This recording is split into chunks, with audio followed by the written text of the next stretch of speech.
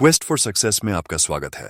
समय के मगध सम्राट अजातशत्रु गौतम बुद्ध के पास आए और बोले, बुद्ध, आपसे मिलने से पहले मैं एक निर्दयी और खूंखार सम्राट के रूप में प्रसिद्ध था। लोग मेरा नाम सुनते ही वैसे कांपने लगते थे। मैं किसी की जान लेने से पहले एक पल के लिए भी नहीं सोचता था और छोटी छोटी गलतियों के लिए भी अपराधियों को मृत्युदंड की सजा सुना देता था। लोग मुझे मृत्यु का दूसरा रूप मानते थे और पड़ोसी राज्य हमेशा इसी खौफ में रहते थे कि पता नहीं मैं कब उन पे हमला करके उन्हें बर्बाद कर दूं, जैसा मैंने वैशाली गणराज्य के साथ किया था। कोई भी राज्य मेरे खिलाफ षड्यंत्र रचने या मगध पे हमला करने के बारे में सोच भी नहीं सकता था। लेकिन मैं जब से आपकी शरण में आया हूं और आपके अहिंसा के विचारों को जीवन में अपनाया है, तब से लोगों के बीच मेरा भय बिल्कुल ही खत्म हो गया है। मेरे राज्य में अपराधियों की संख्या बढ़ गई है। रोज नित्य नए अपराध होते हैं। मेरे सेनापति और मंत्री मेरे और मेरे परिवार के खिलाफ षड्यंत्र रचते हैं। पड़ोसी राज्य मगध साम्राज्य की सीमाओं की जमीन पर कब्जा करने की कोशिश करते हैं और मगध के व्यापारियों के व्यापार में बाधा उत्पन्न करते हैं। सम्राट अजातशत्रु ने आगे कहा, बुद्ध, मैं आपकी अहिंसा के विचारों को समझता हूं, लेकिन मेरे मन में एक प्रश्न है। बुद्ध ने कहा, निसंकोच कहो। अजातशत्रु ने कहा, एक राजा का कर्तव्य है कि वो अन्याय के खिलाफ युद्ध करे, अपने राज्य के नियमों का प्रजा से सख्ती से पालन करवाए। लेकिन इसमें अहिंसा होगी, लोगों को दुख दर्द होगा, खून बहेगा। तो क्या एक अपराधी को दंड देना अनुचित है? क्या अपने राज्य के लिए, अपनी संपत्ति के लिए, अपने परिवार की सुरक्षा के लिए युद्ध करना गलत है? बुद्ध ने कहा, अजातशत्रु, इस प्रश्न का उत्तर देने से पहले मैं तुम्हें एक कहानी सुनाना चाहता हूं। एक बार की बात है, एक गांव में एक बहुत ही विषैला सर्प रहता था। उसने ना जाने अब तक कितने ही लोगों को काटकर मौत के घाट उतार दिया था। वह जिस वृक्ष में रहता था, लोग उस वृक्ष के पास से गुजरने से भी डरते थे। बच्चे उसके नीचे खेलने के बारे में सोचते भी नहीं थे। फिर एक दिन उसी रास्ते से एक भिक्षु गुजरा और आराम करने के लिए उसी वृक्ष के नीचे बैठ गया। भिक्षु को बैठा देख सर्प उसे काटने के नीचे आया, लेकिन सर्प को आता देख भिक्षु तनिक भी नहीं घबराया। वह पूरे शांत चित्त के साथ वहीं बैठा रहा। यह देख सर्प को बड़ा आश्चर्य हुआ। वह अपनी जीभ बाहर निकालते हुए बोला, मैं एक बहुत ही जहरीला सर्प हूं, क्या तुम्हें मौत से डर नहीं लगता? भिक्षु ने कहा, मैं जीवन और मृत्यु से ऊपर उठ चुका हूं, अब मुझे किसी भी चीज से डर नहीं लगता। भिक्षु ने सर्प को उपदेश दिया कि जो तुम कर रहे हो वो हिंसा है। तुम्हारे काटने से लोगों को बहुत पीड़ा होती है और कई बार तो उनकी मृत्यु भी हो जाती है। भिक्षु की बातें सुन सर्प के अंदर वैराग्य जागा।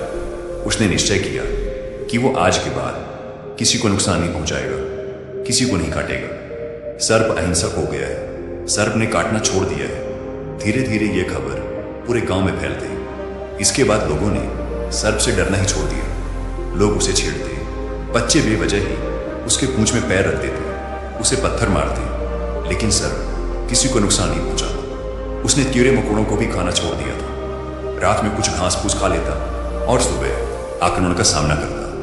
भूख और पीड़ा से वह बिल्कुल कमजोर हो गया था। उसका शरीर इतना घायल हो गया था कि गांव वाले उसे एक रस्सी से ज्यादा और कुछ नहीं समझते थे।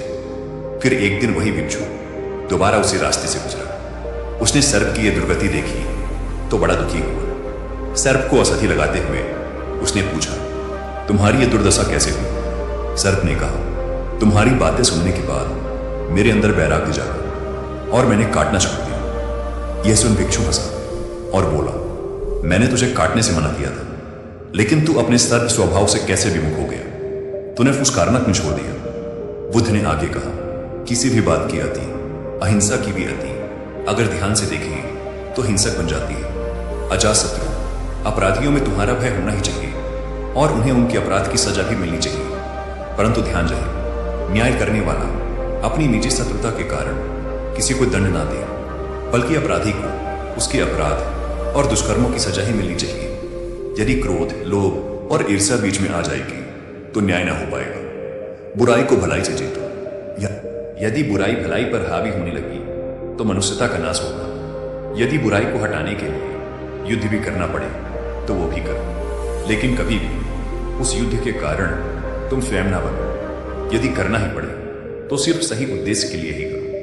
अजातशत्रु ने बुद्ध के सामने हाथ जोड़ लिए और कहा, बुद्ध, आपकी इन बातों ने मेरे अंदर के सारे प्रश्न, सारी उथल पुथल को शांत कर दिया है। धन्य हुए भाग्य मेरे जो आप मेरे जीवन में पधारे। इसके बाद अजातशत्रु बुद्ध से आज्ञा ले राजमहल वापस चले जाते हैं। दोस्तों, अगर आप गौतम बुद्ध के सिद्धांतों और उनके विचारों के बारे में डिटेल से जानना चाहते हैं तो इसके लिए आप कुकू FM पर हिंदी में एक बुक सुन सकते हैं जिसका नाम है बीइंग टू बिकमिंग बुद्धा। इसके अलावा आप एक बुक समरी भी सुनिए जिसका नाम है बुद्धाज ब्रेन। कुकू FM के बारे में तो आप सब जानते हैं कि यह इंडिया का सबसे बड़ा ऑडियो बुक प्लेटफॉर्म है जहां पर आप हजारों किताबों को ऑडियो फॉर्म में सुन सकते हैं, वो भी अपनी मनपसंद लैंग्वेज में। दोस्तों, अब बात करते हैं कि आखिर अच्छे लोगों के साथ ही बुरा क्यों होता है। तो इसका उत्तर सर्प और भिक्षु की कहानी में ही छुपा है, जिन्हें लगता है कि वो अच्छे इंसान हैं क्योंकि वो सबकी बात मानते हैं, लोगों को खुश रखने की कोशिश करते हैं, हमेशा खुद ही कॉम्प्रोमाइज कर लेते हैं, सबकी मदद करते हैं, किसी को भला बुरा नहीं कहते, किसी पर गुस्सा नहीं करते।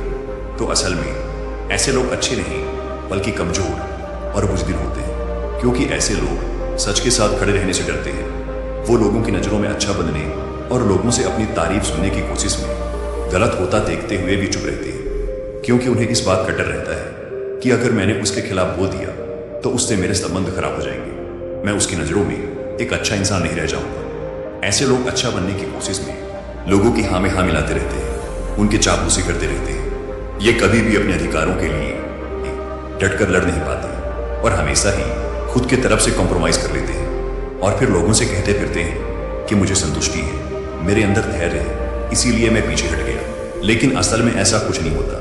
ये बस अपनी बुज़दिली को ढकने और लोगों से सहानुभूति पाने के लिए ये गाना गाते फिरते हैं। ऐसे लोगों को लगता है कि इनकी ऐसी आदतों से लोग इन्हें पसंद करते हैं, इन्हें अच्छा इंसान समझते हैं, इनकी इज्जत करते हैं। लेकिन असल में ऐसा कुछ भी नहीं होता। लोग भले ही इनके मुंह पर कुछ ना बोले, लेकिन समझते सब हैं कि ये इंसान बुज़दिल और कमजोर है, ये अपने विचारों का पक्का नहीं है। और जब भी परिवार व समाज में किसी साहसिक और बड़े कामों को करने का समय आता है तो ऐसे लोगों को हमेशा पीछे ही रखा जाता है, इन्हें कोई नहीं पूछता, ये बस अपने आप में ही अच्छे बने फिरते हैं। तो फिर एक अच्छा इंसान है कौन? एक अच्छा इंसान वो है जो विनम्र तो है लेकिन गलत के आगे नहीं झुकता।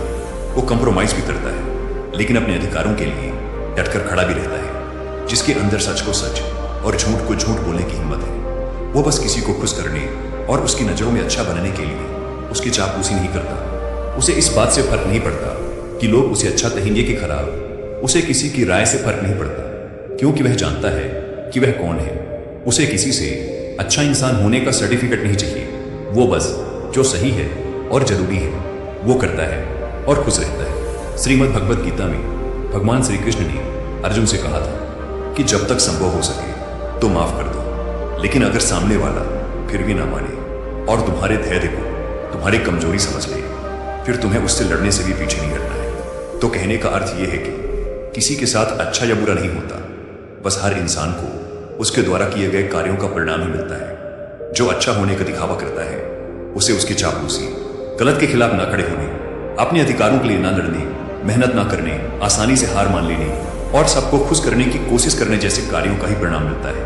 और जो स्पष्टवादी है, मेहनती है, जिसमें रिस्क लेने की हिम्मत है, जो खुद में भरोसा करता है, उसे उसके कर्मों का परिणाम मिलता है। और यह जरूरी नहीं कि किसी कार्य को करना ही कर्म है, मनुष्य के विचार भी उसके कर्म ही है, क्योंकि विचार ही है जो अंततः कर्मों में परिवर्तित हो जाते हैं। तो ये जो विचार रूपी कर्म जो हमें दिखते नहीं, हमें इनका भी फल भोगना ही पड़ता है। तो ज्यादातर लोग जो इस बात की शिकायत करते रहते हैं कि मैंने तो किसी के साथ गलत नहीं किया, फिर मेरे साथ गलत क्यों हो रहा है, तो उनके साथ गलत होने का कारण ये विचार रूपी कर्म ही है जो बाहर से दिखते नहीं है, लेकिन हमने अपने विचारों में किए होते हैं। इसीलिए इंसान को सिर्फ बाहर से ही नहीं बल्कि अंदर से अपने विचारों से भी अच्छा होना जरूरी है। और जो ऐसा है वो कभी भी अपने भाग्य को नहीं कोसता कि मेरे साथ ही बुरा क्यों हो रहा है, बल्कि वो अपने हर परिस्थिति की जिम्मेदारी खुद लेता है। दोस्तों, उम्मीद है कि आपको वीडियो पसंद आई होगी और कुकू FM ऐप पर